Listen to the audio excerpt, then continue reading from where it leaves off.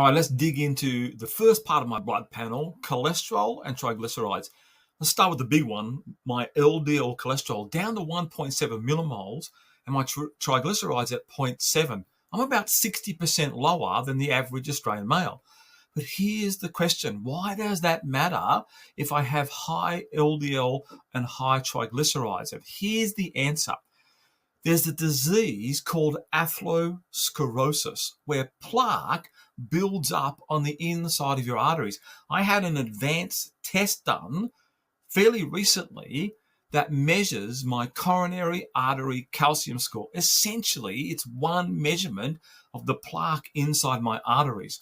And unfortunately for me, because of a genetic background and because of I did not track these two things, LDL and my triglycerides, when I was younger, 20 years ago, when I was 39 or when I was 29, because you don't feel them growing inside your body. And those two things form the basis to lay down plaque inside your arteries and cause this deadly disease called atherosclerosis that can lead to a heart attack or a stroke, like it did sadly for my dad when he was 46 years old, had a heart attack and passed away literally on the spot. So here's what atherosclerosis in this plaque deposits do inside your artery when you have high LDL cholesterol like I did and high triglycerides. It inflames the artery wall. It recruits something called macrophages. It's like a war inside your blood vessel. So that what's happening is you're getting this invisible disease that is putting your arteries at risk of something catastrophic happening because of the process of inflammation forming. I couldn't believe this when I spoke to one of Australia's most respected childhood physical activity research doctors, Professor Dick Telford, and told me, it was amazing, the process of atherosclerosis has begun in you're as young as 10 or 11 years old. Tiny plaque deposits. So by the time you get it tested, like I have done over the last 2 years, I had it done before, but I didn't know what it meant. By the time you get it tested, you could have had 40 or 50 years of plaque deposits, inflammation. If you don't know how to track your LDL cholesterol and get it down, and your triglycerides and get that down so you can dampen down this fire-like inflammation happening inside your artery walls that can cause a catastrophic health event. All right, let's move on to this part of our discussion about how did I actually lower inflammation. There's a fair bit of text here. I want to bring together the direct linear link between you having a high oxygen efficiency score as measured by your VO₂ Max, volume of oxygen uptake, and the chemical process inside your body of how inflammation gets lowered, which basically will, at the end of the day, reduces your LDL cholesterol and reduces your triglycerides. Now, this is a complex process. I'm going to give it a short video clip here, but if you want a deep dive into this part of the process of how your high oxygen efficiency score has an impact on your blood panel for these two areas, LDL and triglycerides, go across to my podcast and I have a deep dive long episode, much deeper than what we'll do in this short section. But look at this.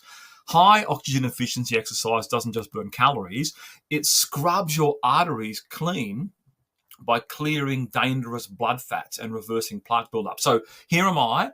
I go over a year ago and get this calcium score, this MRI score, where you lie on one of those donut-shaped machines over at and you get scanned over at a medical practice, and you get scanned, and they then produce a report that comes back to your doctor and gives you a score. Now, my calcium score was high levels of plaque.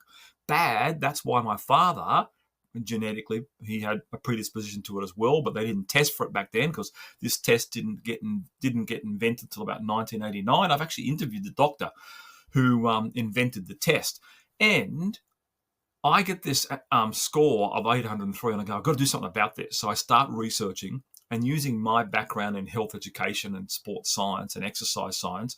And I go, all right, I'm 20 years too late. I should have been onto this beforehand. But what have I got to do now to lower my triglycerides and lower my LDLs, which are causing the plaque? If I get a high oxygen efficiency score, it activates a lipoprotein lipase, LPL, helping to break down triglycerides and use them as fuel, especially during the recovery phase. As I incrementally over the past year, and I want you to do this, get yours tested and do the same for yourself to protect yourself, especially if you're 20 years younger than me, especially if you're 30 years younger than me or 40 years younger than me, so that you don't get as much plaque buildup as I do, and you're not at risk when you get to my age. But as I incrementally pushed my VO₂ max up, my oxygen efficiency score, you saw on the chart how my triglycerides were cut in half by 50% over a 1 year period. It is because of that enzyme, lipoprotein lipase, getting activated and breaking down triglycerides. And my blood test results that you can see on the screen, that is an example of that. The second, that's triglycerides. The next part is a high VO₂ max lowers LDL by clearing fats faster and pulling bad cholesterol out of the bloodstream, reducing inflammation, dampening it down, and burning more fat as a fuel, protecting your arteries from plaque. So it boosts something called, and I'd never heard of this until I've done some of the research and interviewed some of the doctors on my podcast that I have. It boosts something called reverse cholesterol transport, where HDL, high-density lipoproteins, attach themselves to LDL cholesterol and removes the plaque-forming high-density lipoprotein, the low-density lipoprotein. So the HDL attaches. Here's a HDL molecule, attaches itself to the LDL, and it pulls it out. So the more LDL you have, more HDL you have, that's the good cholesterol, the more it attaches itself and pulls out through something called reverse cholesterol transport. That's what happened to me.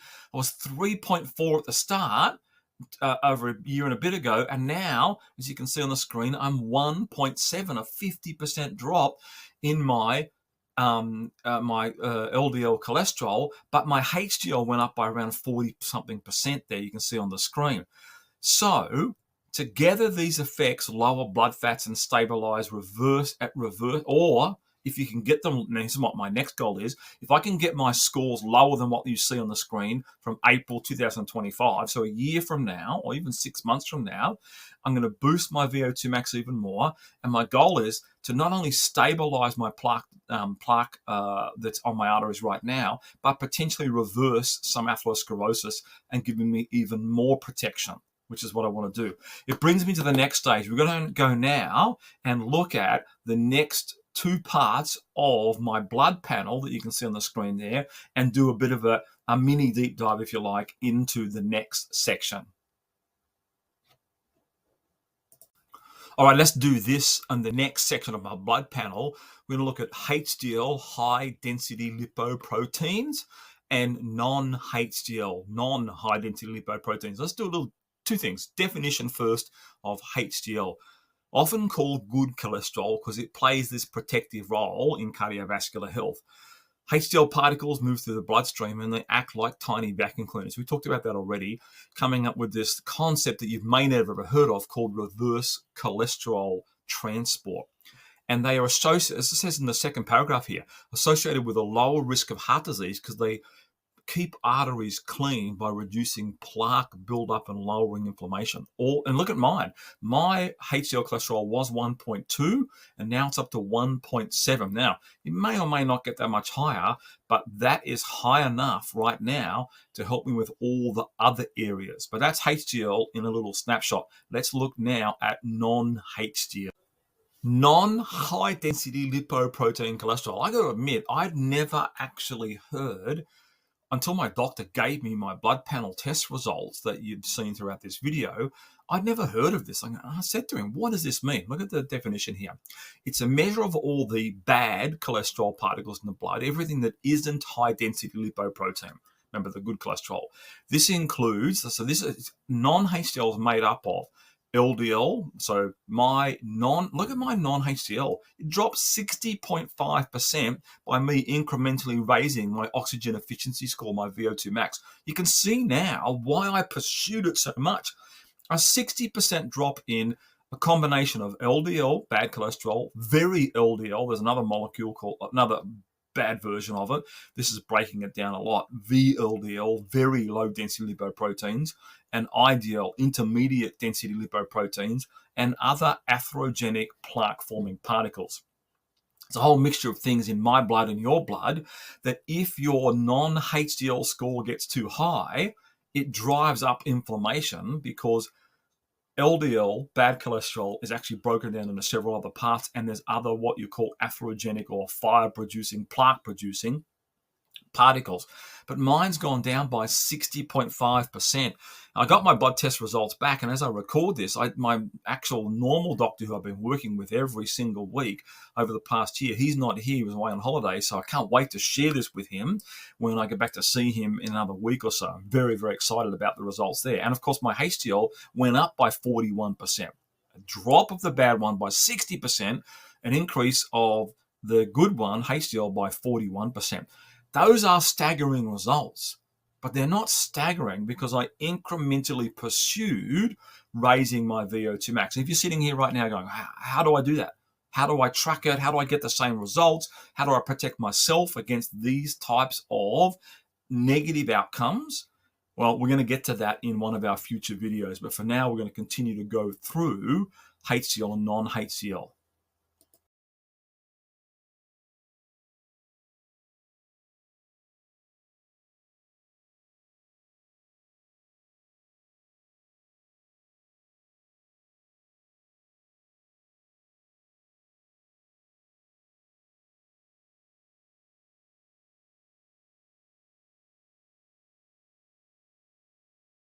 Hey, if you got value from this episode, don't forget to hit that subscribe button right now.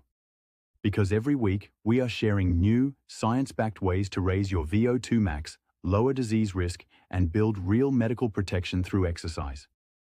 And here's something extra.